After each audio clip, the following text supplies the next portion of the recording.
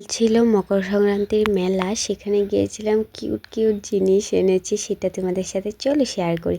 আর আমি ওদিকে ভাবছো কার সাথে কথা বলছি, আমাদের পাশের বাড়ির ঠাম্মির সাথে বকবক করছিলাম।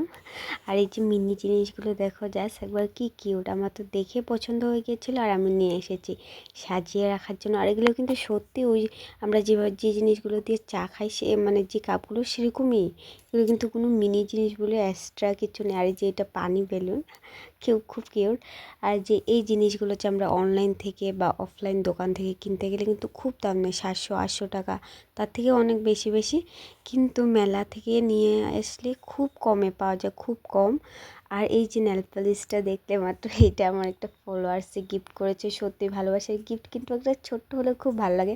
আর দিদির ঠাম্মি বলছিল নেল পালিশটা পরিয়ে দিতে, তা আমি পরিয়ে দিলাম। আর জাস্ট দেখো একবার কতটা খুশি ভাই, এই খুশিটা দেখার জন্য যে কি ভালোই লাগে একটুখানি আমরা যত্ন করে দিলে, তাই না? আর ওই দিদানের সাথে কথা বলতে বলতে কিন্তু আমার কাজও শেষ।